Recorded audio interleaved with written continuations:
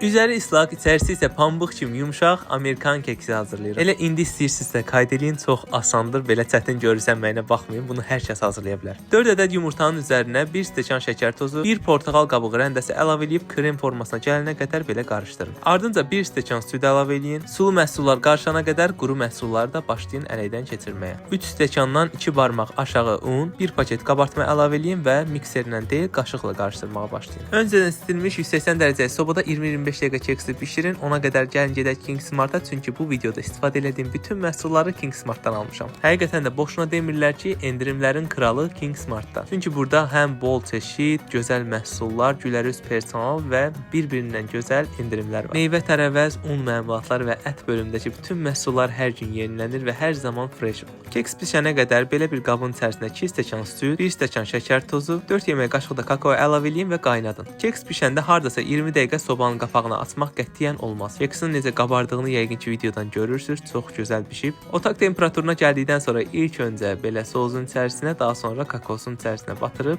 servis edə bilərsiniz. Görüntüsü isə çox gözəl olur. Bunu mütləq hazırlayın, nuş olsun, göz haqqınızı hala edin. Hələlik.